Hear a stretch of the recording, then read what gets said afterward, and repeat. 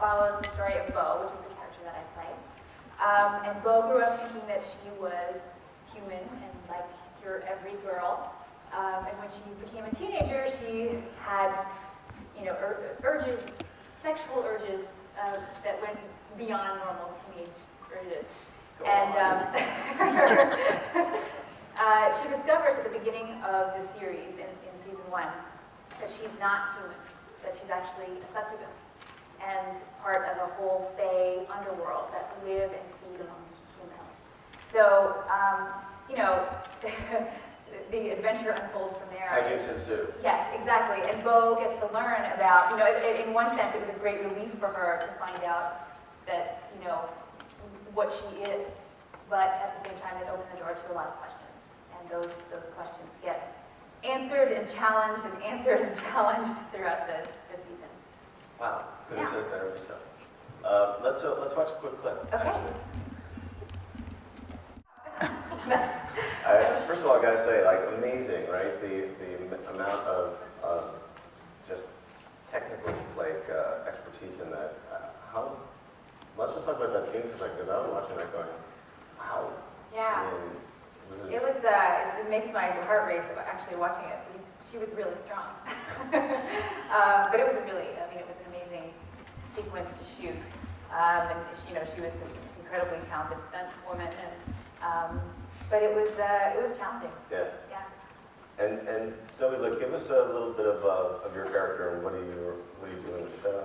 I play Dr. Lauren Lewis, and what's interesting a little bit about her is that she's one of the few humans that work directly with the Fae. And I work in the beginning, Bo and Lauren meet up, and there's a few sparks, perhaps, maybe, and we have a bit of a triangle with another character on the show, Dyson, played by Chris Holden-Reed. And I sort of help Bo control the urges scientifically. So she comes for periodic injections and the like. And so Lauren and she works with the Fae, and you never sort of learn, the season sort of opens with, you're not sure why she's working for the Fae and why there's a human doctor and not a Fae doctor. And so that storyline sort of unravels as the season does too.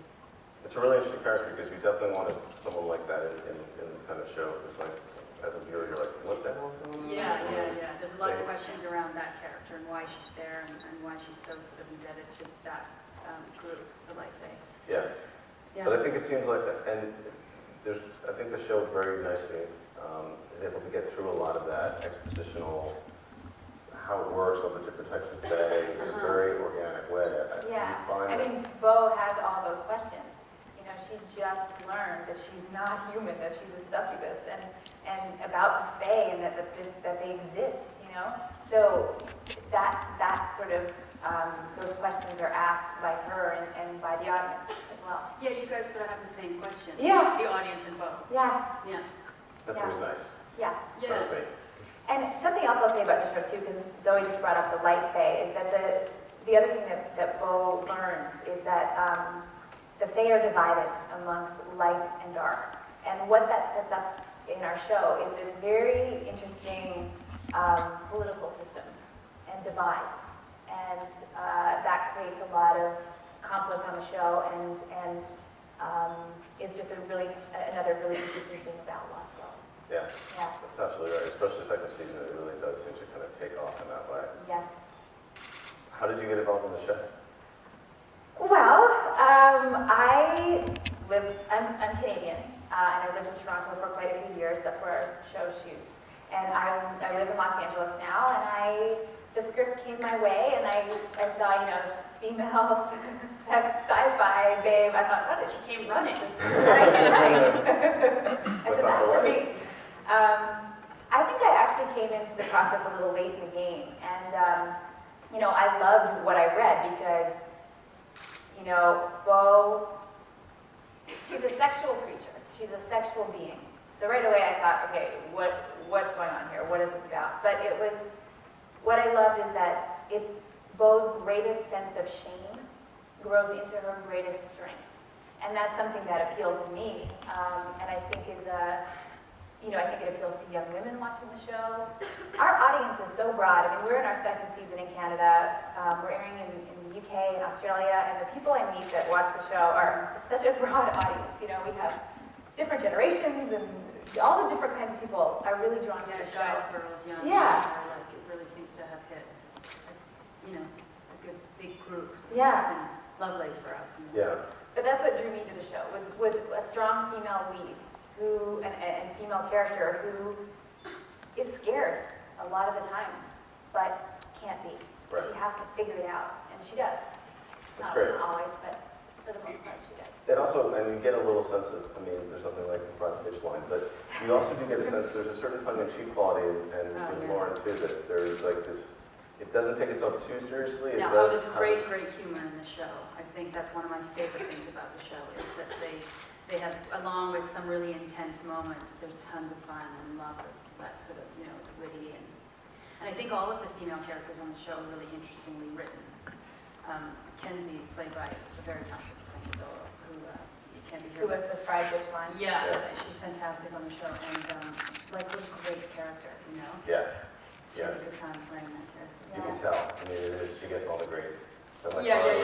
Why she gets the great line. Yeah. Well, when she does them, no one else can do that. She does a great job. Yeah, we have some experience with that with Claudia on our show. But Allison Scagliotti on Warehouse is the same way. Yeah. Like, she just has that singer that you wish you had said. So, are you, and you're now doing 9 more episodes, right? You've got additional episodes you're shooting. We did. We got back 9. So we're actually currently filming episode 15 of season 2. And we started airing season 2 in Canada as well. So it's, Where we're airing and shooting. yeah, we're airing and shooting. That's That right. never happens. Not often. To us. No. But it's great. Are you in that zone? It's funny because I was with Colin yesterday, and he said there's that point at which suddenly starts to get recognized, and people realize like something has to reach a threshold where people start to just stop you in the street. Are you at that point now? Yeah, it's great because people want to come up and tell you why they love the show. They don't just sort of say, "Are you that girl?" They say like, "Oh, my mom watches the show, and this is why she loves it," or "My brother watches it." And it's cool. It's great. funny those moments though, because it never occurs to me anyway that's why someone might be looking at me. So I always have to go, what? Oh, right, sorry. What do you want? Yeah. That's great. Well, wait till it airs on SyFy. Then that's a whole other level. Yeah, we're thrilled. Yeah. Totally thrilled. Then you're in that little tram in the airport in Orlando, and people are stopping you in the tram. I was like, oh my God. He's like, I know, right? I was like, thank God that's not me. As long as they don't expect a succubus kiss, I'm okay. I will inject people though. Yeah. Right. She will. Yeah. She will. Okay, and with that, let's throw it open to questions. Okay, my question is actually from your fans on Twitter. Do you expect the Bo-Lauren relationship to be as popular as it was? As it is, rather. Did you guys hear that? Do you expect the... Lauren Bo, thank you.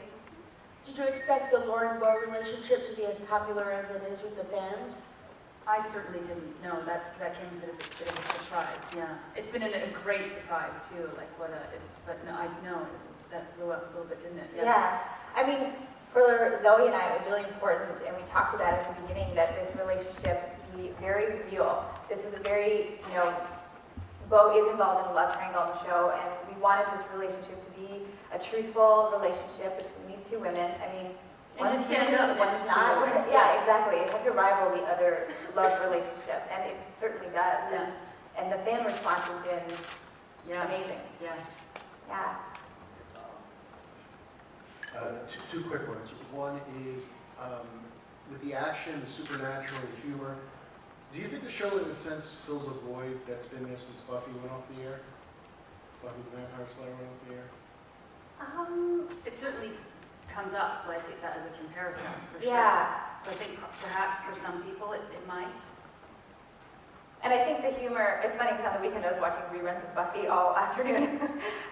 But I think that the humor that existed on Buffy and how much the central characters cared about each other, that exists on Lost Girl too. I mean, these people and non-people really care for each other. And I think that that seems to be the biggest comparison I think that we get. So it's flattering. Oh, it's a huge compliment, I think, yeah, if people feel that way. Yeah. You said in the airport, people stop you and tell you, what they think of the show. What do they think of the show? What are they telling you? Oh, gosh. People love the sort of political system, like I talked about a little bit, that exists. They love to kind of get angry at one side or the other. A lot of younger women love to see a character whose sexuality is a big part of who she is, but is really strong and empowered by that. So I mean, people talk about that a lot. People love Kenzie's one-liners, It's really mixed, I have to be honest. It's really, really mixed. There's not something really specific. It's a pretty passionate audience too, They Yeah. have very specific opinions and how they feel like storylines should go and characters should be developed and Yeah, they've taken ownership. yeah, which is great. Yeah.